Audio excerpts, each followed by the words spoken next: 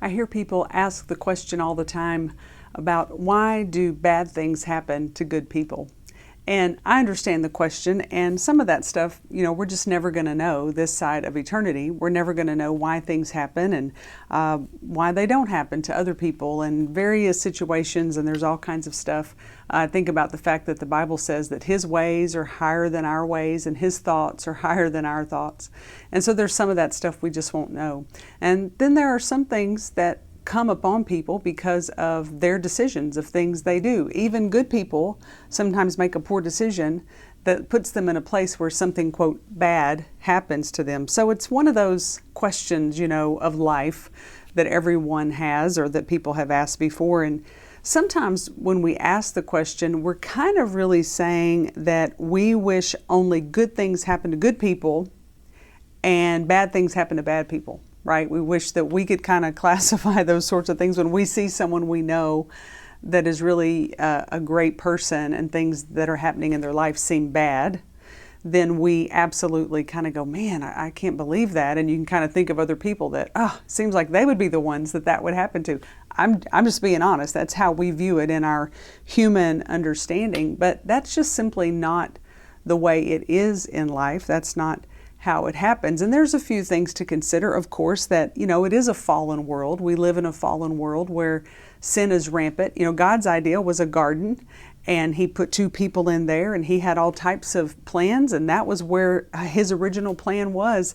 And when they made the choice to sin and to fall into sin, it brought sin into the world. And so now we have a choice. Everyone, the good, the bad, everyone has a choice of the things that we do. But if we as, quote, good people, I don't mean perfect, I just mean people that, we have our heart set on the Lord and trying to please the Lord and living our life.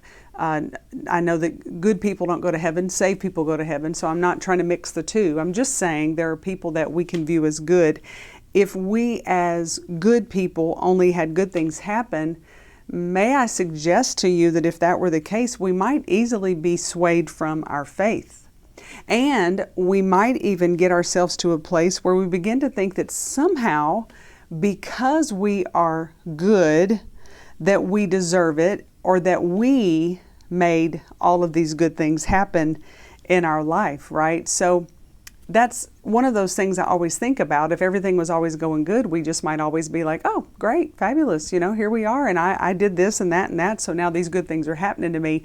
And we kind of can begin to take the credit for things that God does in our life. But in our trials, in our bad things happening, if you will, I have found for me that that's when I dig deep the most into my faith.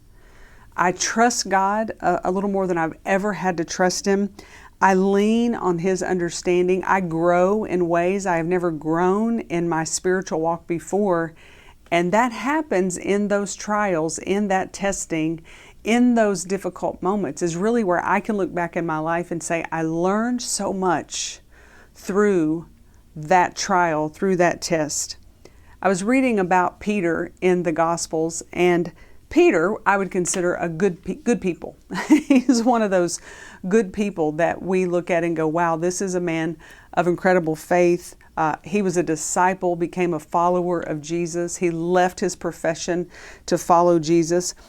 When Jesus was asked in a particular passage by His disciples, He was asking them, who do men say that I am? And they were telling Him all of the things that men say. And then Jesus said, but who do you say that I am? It was Peter who piped up and said, oh, you are the Christ, the Son of God. He was the one who was quick to give that answer. He's good people is what we would refer to him as. He's one of those people. And so in Luke 22, I was rereading this passage the other day, and in this passage, Jesus has been teaching His disciples. He has instituted communion, the Lord's Supper. He's brought that out. He shared that with them and did the teaching on that. And then He turns to Peter in Luke chapter 22, and He says this. We're going to read 22 verses 31 through 34. It says, and the Lord said, Simon, Simon. Now we know Simon was his name, and the Lord named him Peter, and He's going to refer to him as Peter later in this same passage. He said, Simon, Simon, indeed, Satan has asked for you that he may sift you as wheat. But I have prayed for you that your faith should not fail, and when you have returned to me, strengthen your brethren. But he said to him, Lord, I am ready to go with you both to prison and to death. This was Peter's way of saying, no way, no way, no matter what happens, no matter what the enemy throws at me, I am with you all the way. I will go wherever you want me to go.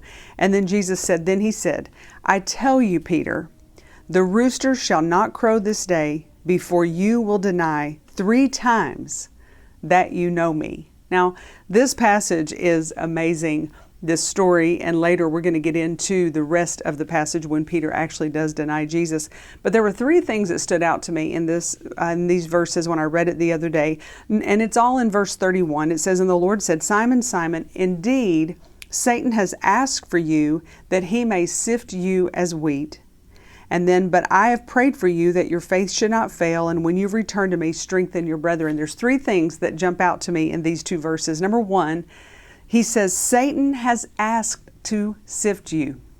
Satan has requested to sift you, to try you, to put pressure on you, to see what you are made of. I'm reminded of the passage, of course, we know the story of Job in the Old Testament, when Satan was having that conversation. And the Lord said to him, he said, have you considered my servant Job? And he ends up telling him, you can do what you want to him, just don't lay a hand on him. Well, this is that same picture to me that Satan has asked to sift Peter, to see what Peter's made of, to see if Peter would stand strong. The second thing I see in this is that Jesus said to Peter, but I am praying for you that your faith would not fail. Wow. Jesus said to Peter, look, Satan wants to try you, but I am praying for you that your faith will not fail. I'm praying for you. This is amazing to me. I think about the times, you remember in high school, I remember some of my friends were, when they graduated, they were able to write to the White House and get a letter, from the president saying, congratulations on your graduation from this high school and this year, blah, blah, blah. And it was a letter from the President of the United States congratulating them on graduating. I didn't get one of those, but I remember when that happened, and I think about that now and go, how silly to even care about getting that, because there's someone up in the White House, probably not even in the White House, who has a form letter and they just insert your name and your high school name and they hit print and they send it to you like you've gotten some great thing, right? But in this case, Jesus himself was saying to Peter, I am praying for you. This was far greater than anyone you could imagine on this earth that as powerful as they may be, as amazing in the faith as they may be. Great. Yes, pray for me. That'll be fabulous. But this was Jesus saying to Peter, I am praying for you. Satan wants to sift you and try you, but he said, I am praying for you. And then the third thing we see in this verse, Jesus says, and when you return, strengthen the brethren. When you return, here's what that suggests to me, is that Peter was going to make it through this trial. This trial was not going to be the end of Peter. And Jesus was saying to him, when you return, when you make it through, strengthen the brethren. This is basically, Jesus is trying to let Peter know you're going to fail, but you need to know that you will return to me. And in the process of those 2 things happening, know that I am praying for you. Amazing. Romans 8:34 tells us that even now Jesus is seated at the right hand of the Father, making intercession for the saints. That's you and me. So Jesus is still praying for us. He is still, just like he was praying for Peter in this moment, Jesus is still praying for us. What confidence we can have when we face trials and tribulations and struggles and doubts and fears and all of the things that life tries to throw at us. When we feel like Satan has been given the right to sift us as wheat, when we feel as though every time we get up from one trial, we are back into the next one and the next one and the next one, and we can't touch anything without it falling apart. Have you ever had a day like that where everything you did just fell apart? I can't do anything right. Everything I touch is breaking. This is crazy. Well, sometimes in our life, we're facing real struggles and trials and difficulties that we feel like we could just go under with all of the pressures and the load. But what an incredible thing to understand that Jesus, like he said to Peter, know that I am praying for you that your faith will not fail. What a confidence boost that would give me. Look, add me to every prayer list out there. Get me on every prayer list of every church. Get people praying for me. Yes, yes, and yes. But man, to know that Jesus is praying for me, making intercession for me. You know, Satan is the accuser of the brethren. The Bible tells us that Satan is the accuser of us, but Jesus is the defender. Jesus is in heaven making intercession for us, pleading our case.